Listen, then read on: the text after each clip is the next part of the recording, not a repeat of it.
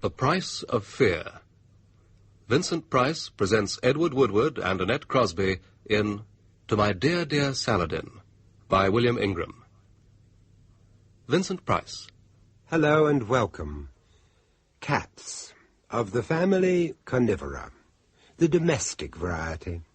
The ancient Egyptians worshipped them, the Chinese painted and wrote poems about them. In the Middle Ages they were considered the familiars, the soulmates of witches and sorcerers. Tabbies, Persians, Siamese, Manx. Even the naming of them can usually be guaranteed to cause a feeling of either near worship or positive aversion. But take it from me, the pampered pet is still alive and well and living at... But you don't need me to tell you. I guarantee you won't have to look far. But what happens when the cat beloved outlives its master, mistress? What if instead of being put down, rehoused, arrangements have already been made to allow it to continue its reign in its own familiar surroundings? It can happen. In the story I'm about to tell you, it did. When her great-aunt Hester died, Emily wasn't at all surprised to come into her estate. Not only as nearest living relative, Emily had always been a firm favorite ever since childhood. As for her husband, Freddie, he, not to mention an ever-growing number of creditors, had positively grown to depend on the bequest. No, not even Aunt Hester's open hostility was going to keep him away from that will reading. Yeah.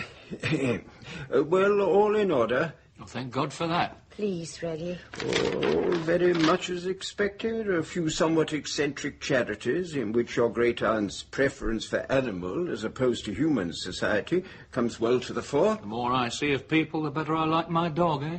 Freddie. Quite. However...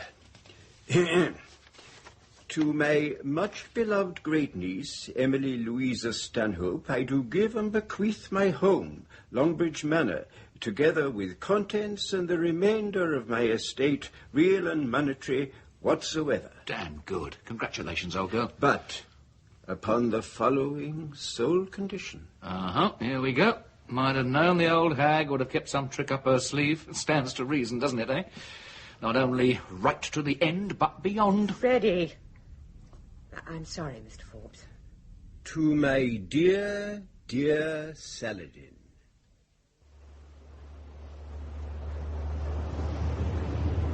I wish you wouldn't keep going on about it, dear.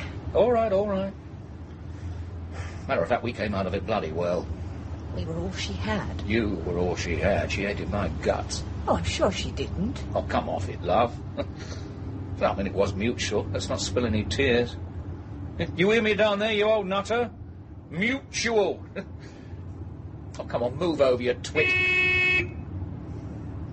But I mean, to try and push us off and saddle us with Saladin, a damn pussycat. I ask you, what a name to give a cross-eyed moggy.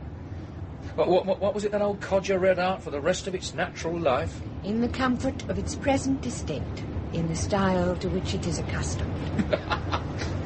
Ruddy cheap. Doesn't seem much to ask. Not to ask, dear. Demand. I mean, let's get the words right. Demand. They were very close. Oh, for God's sake, woman. I mean, how can you get close to a moggy? Will you move over? I mean, you do realise, of course, it as good as stops us putting the place on the market. When do you think we should move in? Sooner the better. At least it'll get those damn bailiffs off our backs. For God's sake, get out of the way! Emily and Freddie made their move.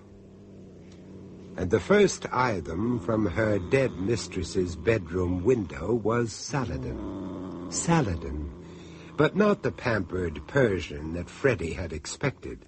Overweight from years of Aunt Hester's chockies, a silver bell on a ribbon around its fat feline neck. Oh, no. Saladin was sleek, alert, watchful. Resourceful, too, in its own right.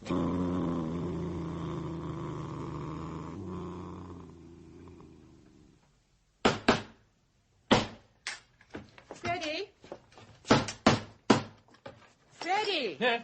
Coffee. Oh, well, great. Put it down anyway. There's a love. Right. Well, that should do it. Oh, is it sugared? What? Oh, yes. Oh, it's good. Oh, that's nice. Would you believe it? 12 tea chests of junk. We haven't even started on the downstairs yet. If it's just junk, I can't see why you're bothering to crate it. Well, I mean, I'm not saying that some of it mightn't fetch a bob or two at some local auction. I mean, the magpies still exist. Yes. Oh, come on, and don't go all hearts and flowers on me, love. If you don't like the idea of it earning a few bob, I can always build a really great bonfire. No. But I'll tell you what we'll do. We'll split the proceeds, send a few bob to her favourite charity. What shall it be, cats and dogs, eh? Or a refuge for disgraced donkeys deep in deepest Devonshire? Eh? She'd have liked that. That's the ticket. Now, we can't spend the rest of our naturals as a couple of unpaid curators, can we now? No, we can't. Of course we can't. Well, can I do anything to help? Yeah, well, let me see. Well, you could make a start on that cupboard, if you've got the stomach for it. Oh, all right. Dear Aunt Hester. You're right, of course. She was the most dreadful hoarder. Yeah, regular old magpie. All intact. Things I'd long forgotten about. Like coming face to face with the whole of one's childhood again. Well, I did warn you. You might not have the stomach for it. No, I'm all right. Really, I am. Well, would you believe? There's a little lady I never thought I'd see again. Well, now what?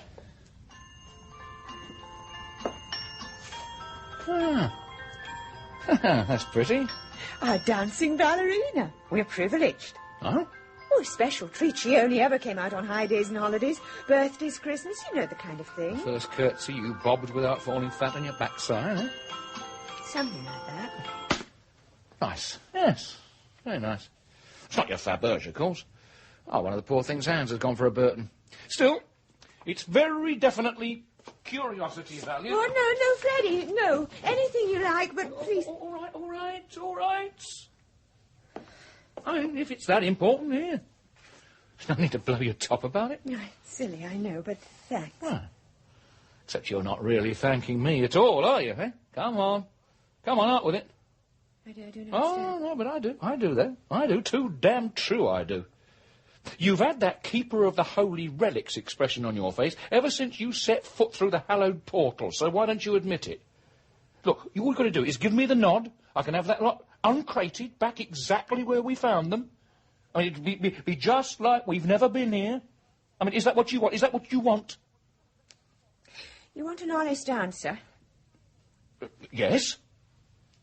I honestly don't know what I want, Freddie, and that's a fact. Oh, I see. Oh, my God. How the old girl would have loved that, eh? Oh, she's probably up there now, rubbing her hands with anticipation. I can't see why she should be. Well, it's the thin end of the wedge, isn't it? Seeds of discontent, and all of her planting. Well, I mean, just look at us. We're not inside the place a couple of days, at each other's throats like a couple of banshees. Oh, it's a slight exaggeration. Mind you, I mean, I don't know why it should surprise me. Do you remember the first time you brought me round to meet the great Aunt Hester? Me and me 50 bob off the peg suit. You know, Sunday tea, wasn't it? Silver tea service, lace doilies, paper-thin china, bread and butter to match. An atmosphere you could cut with your silver cake knife. My God, talk about prejudgment.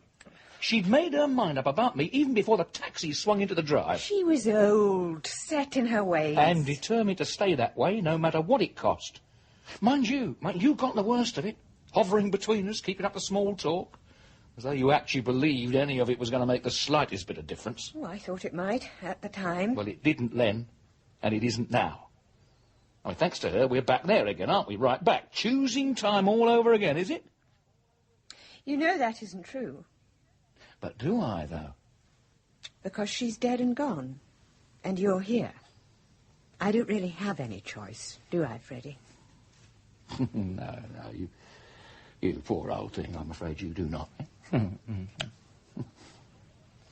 Come on, because if we'll never get through, right? What next, then? Well, can you hold these steps for me? Okay. Okay. Right, here we go. Oh, yeah. A portrait? Oh, no, I mean, it's all right. I mean, just somewhere less conspicuous, you know. Well, come on, it is to be our damn bedroom now, you know. I honestly don't think that either of us could stand Aunt Hester staring down at us every time we made for the matrimonial couch, eh? I don't suppose we could. No. All right, you got it? Yes, up you go. Oh. Oh, Dad, look, pass me the screwdriver, will you? No. Here. Thank you. Right, this should do it. Oh, come on.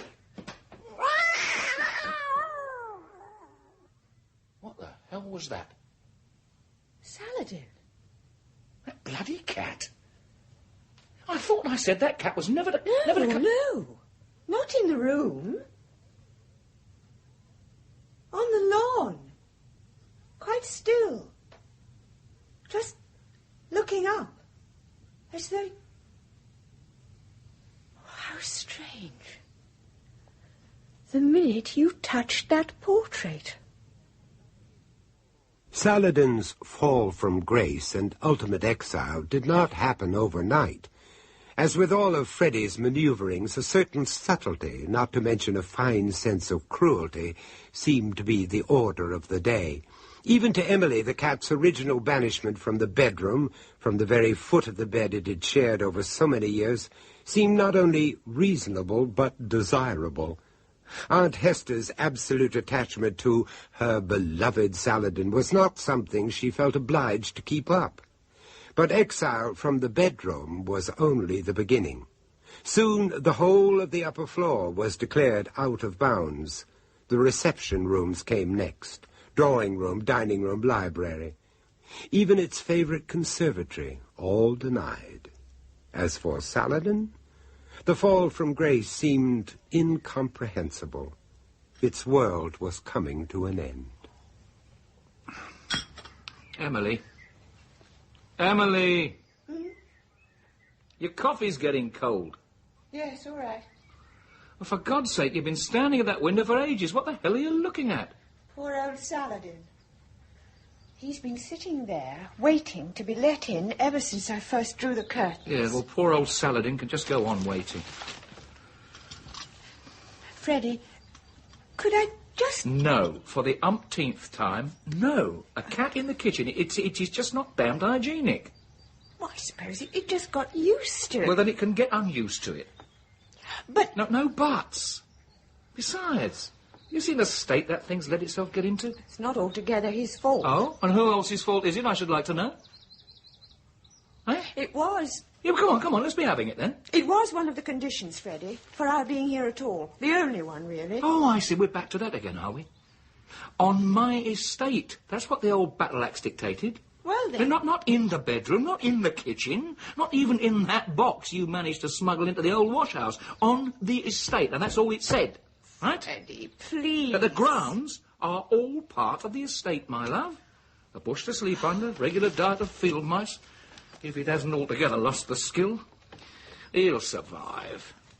Anyway, even if it doesn't... No, Freddie. No, I know. No, it doesn't bear thinking about, does it? But even if it doesn't survive, well, Auntie Hester is up there already, remember? All ready to welcome her poor little precious to her eternal cat's cradle in the sky. Get on with your coffee. Saladin's inevitable and seemingly final departure occurred some 2 weeks later. Optimistically, Emily continued to leave her tidbits outside the kitchen door, but they remained untouched.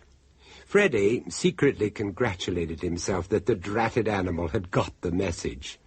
Eventually, even Emily was forced to accept that the chance of Saladin's ever returning was as remote as it was forlorn. Not even in the grounds anymore. Sorry, what? Saladin. He seems to have disappeared. Oh, so I noticed. Typical, isn't it? Such base ingratitude, eh? What do you mean? Well, such tempting morsels you've been smuggling out to it, too. Oh, what pusscat could resist them? Freddie, those scraps I've been putting out, you wouldn't deliberately... Doctor them with something nasty from the woodshed, drop of arsenic in its steak tartare, spot of paraquat in its poisson au gratin, eh? Perish the thought. Oh, come on, now, really? I mean it, perish the thought. You do promise me? I don't have to, do I?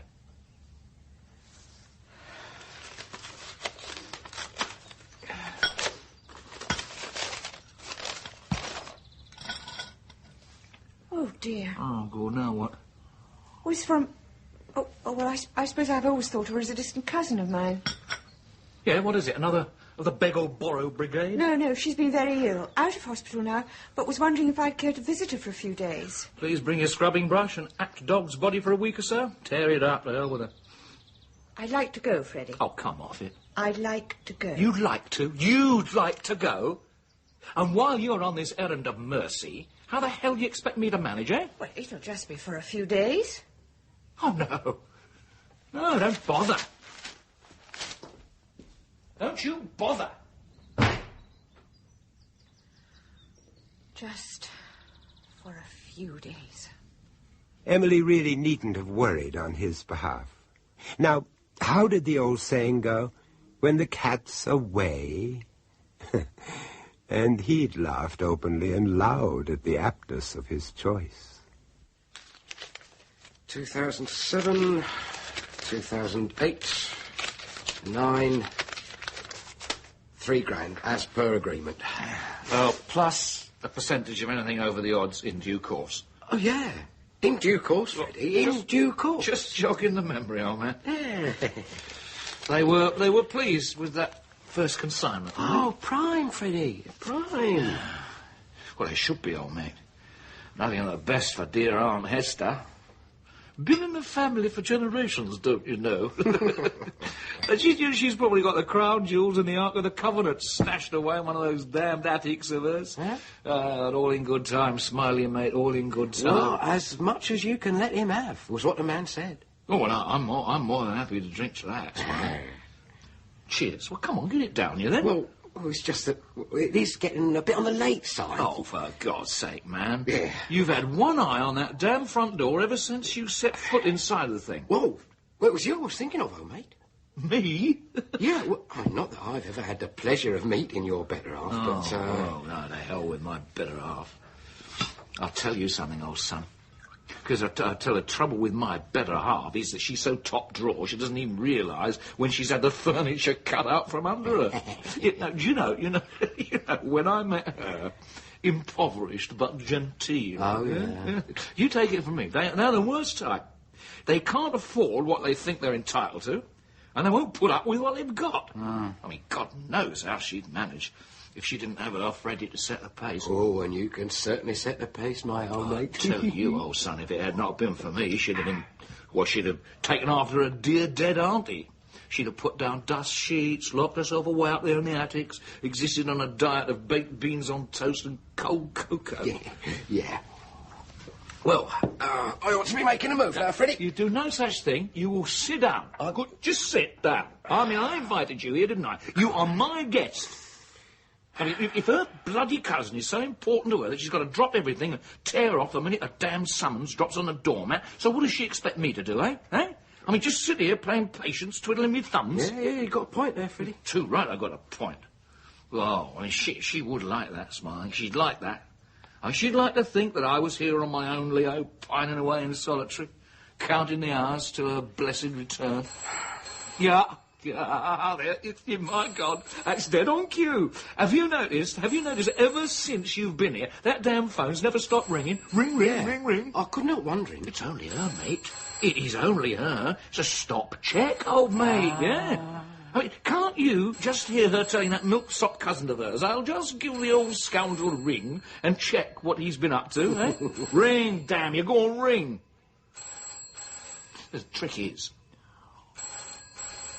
Smiley, is to keep them guessing. Yeah. Must get a bit wearing, though. Oh, too bloody true. If it weren't for the fact Yeah? Well, I mean, it's not forever, is it? I mean, nothing goes on forever. Here, No, Freddie. No, not the way you're thinking, old man. I mean, nothing that's crude, nothing brutal. She's got no staying power, do you see? First thing I noticed about her, along with her very definite worldly prospects, of course, the old auntie, she knew that too. Now, you see, I have got staying power. And the old lady, she recognised it, Emmy. I mean, that's what we had in common. Still, I mean, as the good book says, everything comes to him who waits, but the Lord helps them who helps themselves, eh? Yeah. Look, I've really got to go now, Freddie. Yeah, well, all right, old son. Knock the lights off as you leave, Smiley. Oh, matey.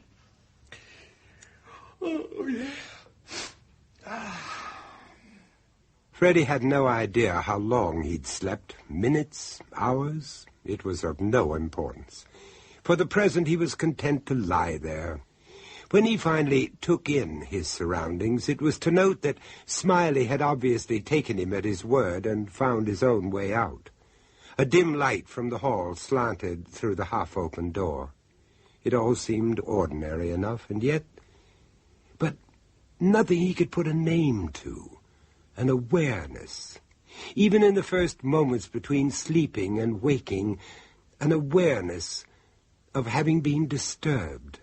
Not by someone, something. Nothing is obvious. Nothing is positive. More like something within himself, part of a dream. And then he heard it. Far off, and yet omnipresent. Not to be denied. Who's there? You playing games with me, Smiley? Who the hell's there? It's a cellar. Oh, God. Coming from the cellar. Damn cellar. Who's there? Now, come on, who's down there?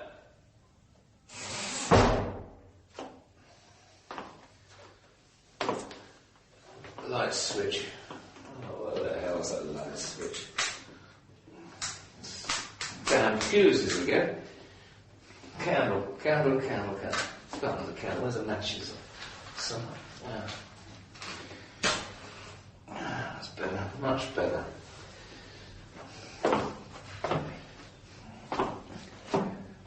Who's there? Who's down there?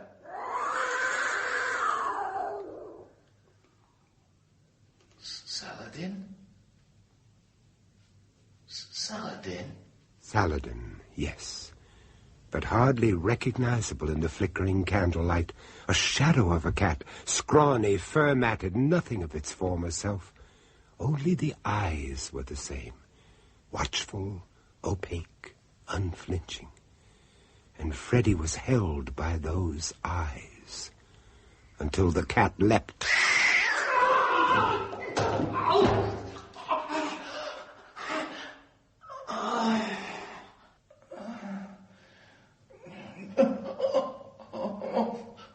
My back.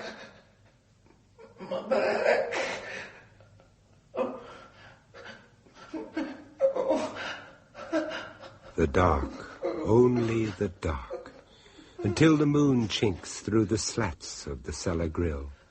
A pale moon, but slanting directly, almost magically, into the furthest corner of the cellar, onto the discarded portrait of Great-Aunt Hester, hardly recognizable now. The once haughty features distorted by worm, mildew, damp. And yet... Her eyes. Still there. Oh, God. Jesus.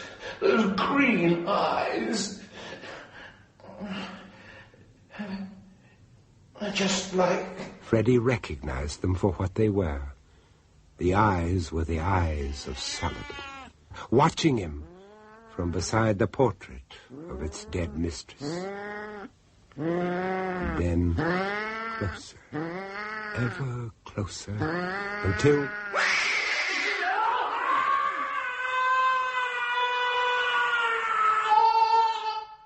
Months of deprivation had added hunger to the need for vengeance.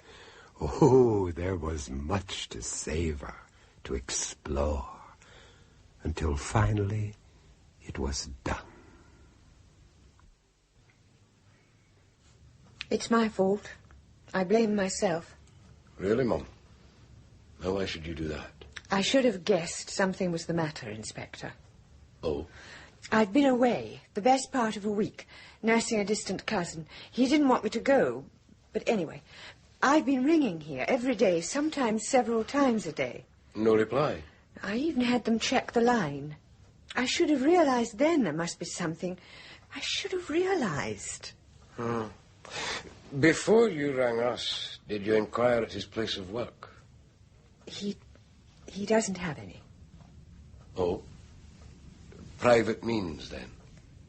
You could say that. I see.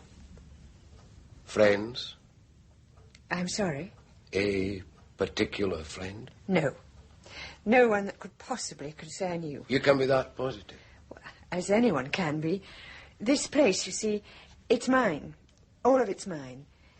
Freddie enjoyed his comforts. There was too much to lose. It became an understanding between us, if nothing else. I see. Do you?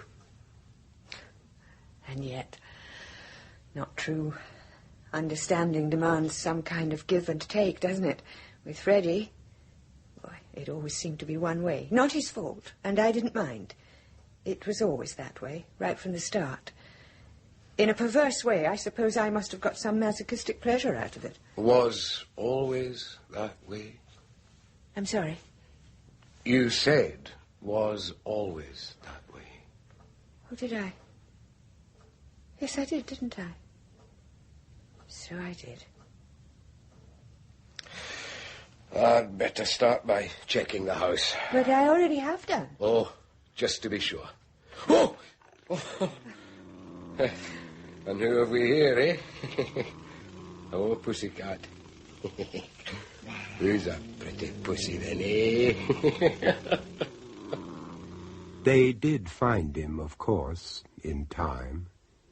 It wasn't a pretty thing they found. They decided his broken back and long exposure had caused his death. They blamed what was left of the poor fellow on the rats. Then they sealed his coffin to save Emily any further distress. Strangely enough, Emily was over her sudden tragic bereavement even sooner than she'd thought possible. In the few brief moments she ever gave Freddie a thought, she found a strange solace in her great-aunt Hester's portrait, miraculously restored, hanging exactly where it had always hung. But even more particularly, she found comfort in her cat, in the gentle, oh, so comforting purr of her sleek, fat cat, Saladin. Dear, dear Saladin.